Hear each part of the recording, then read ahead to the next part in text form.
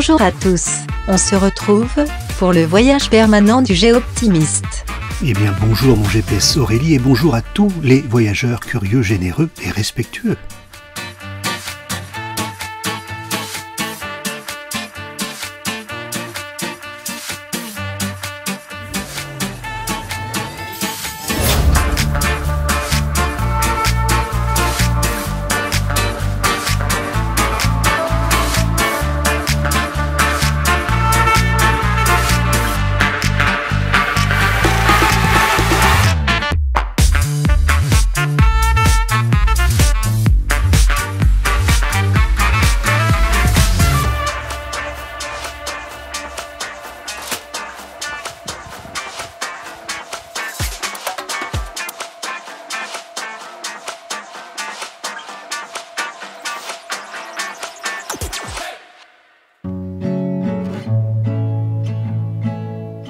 Nous venons de Lisieux, si nous tournions à droite, nous irions à Alençon, mais nous allons sur la gauche.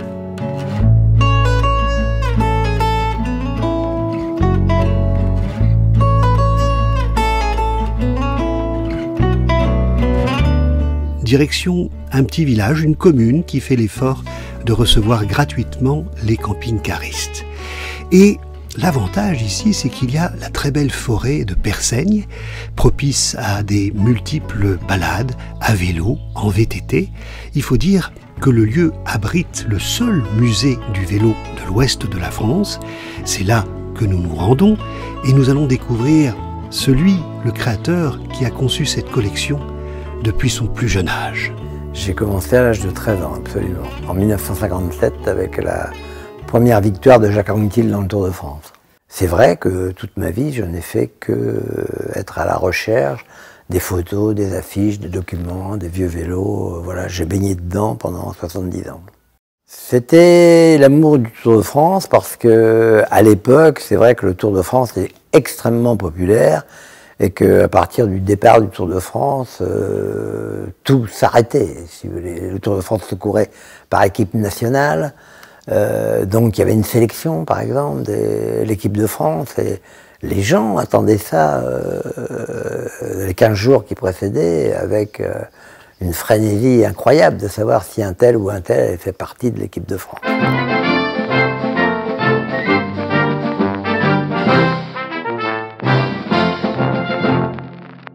Des signatures d'André Leduc qui a gagné en 30 et 32 parce que c'était devenu un ami, bien que nous ne soyons pas du même âge. Et puis Louison Bobet, parce que Louison Bobet, je l'ai massé pendant plusieurs années. Et voilà, j'ai été assez proche de lui. Et c'est vrai que c'était l'idole. Louison Bobet est quand même le premier Français à avoir gagné 3 Tours de France de suite, 53, 54 et 55. Et donc c'est effectivement mon début, toute ma jeunesse, c'était Louison Bobet. J'ai rencontré pratiquement tous les vainqueurs du Tour et donc j'ai leur dédicace de tous les vainqueurs du Tour de France. Le corridor de l'histoire, donc de 10 ans en 10 ans, on va voir l'évolution du vélo à travers le Tour de France.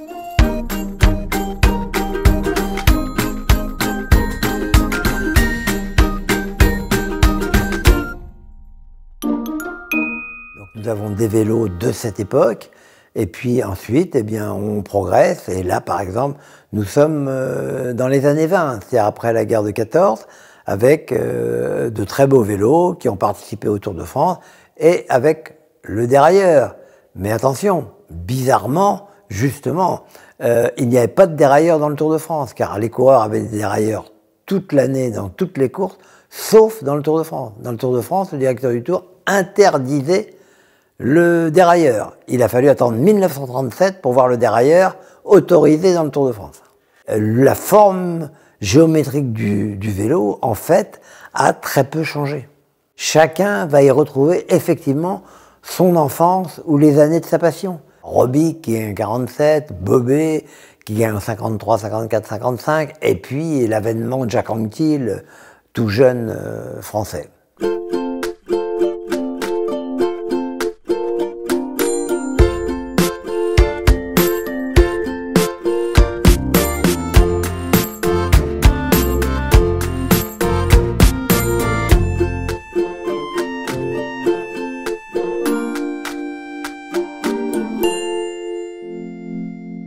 chaque jour, hein, des cars, des voitures, des câbles, des télévisions, et du jour au lendemain, on part le soir, on démonte à 11h, minuit, et le lendemain, hop, tout est reparti pour le lendemain. C'est extraordinaire. Au niveau de technologie, c'est quelque chose d'extraordinaire.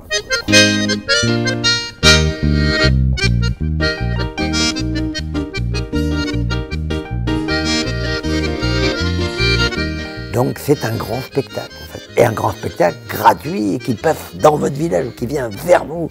Donc extraordinaire.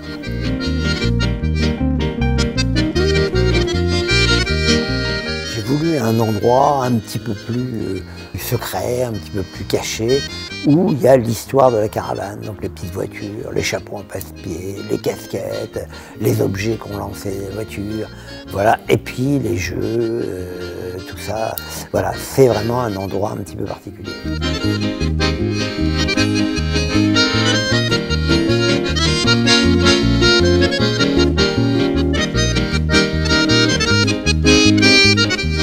Très belle série d'assiettes qui date de 1936, de la manufacture Choisy, qui était très connue à l'époque, qui illustre les premiers Tours de France. Voilà, une série complète de 12 assiettes. Vous avez vraiment beaucoup de choses ici à voir, même pour les non-spécialistes.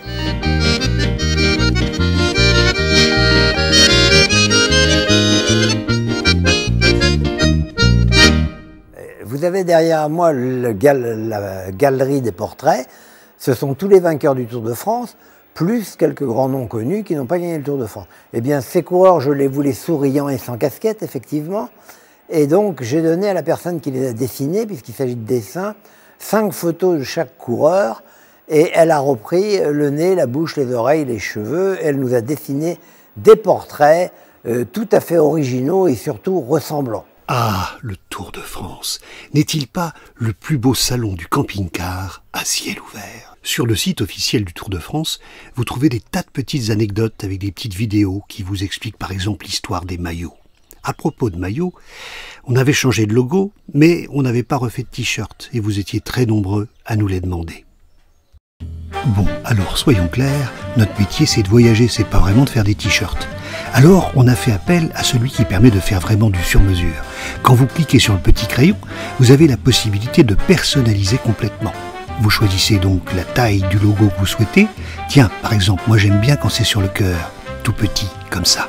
Reste à choisir la couleur, pourquoi pas blanc, ou alors jaune, et bleu finalement, c'est pas si mal. Et à choisir la taille. Retour sur le Tour de France, c'était aujourd'hui la première étape de montagne, peut-être l'avez-vous suivi sur France Télévisions, et précisément il y a 2 ans, l'arrivée se faisait au même endroit, la planche des Belles-Filles, et nous y étions dès 8 h du matin. Ça fait combien de temps que vous êtes là 2 heures à peu près.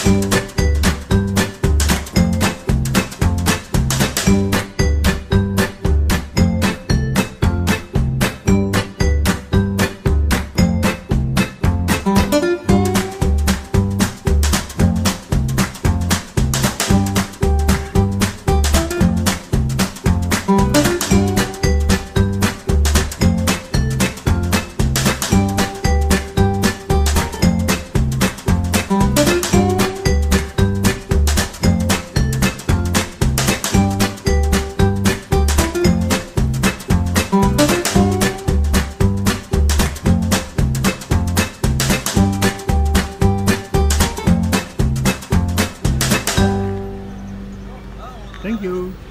C'est parti pour cette 5e étape de Tour de France. Le départ réel qui vient d'être donné à l'instant par Christian Prudhomme. Une étape que vous allez vivre, bien évidemment, en direct et en intégralité, avec déjà des maillots de la FDJ aux avant-postes et peut-être une première tentative dès les premiers mètres de course. Avec un coureur de Direct Energy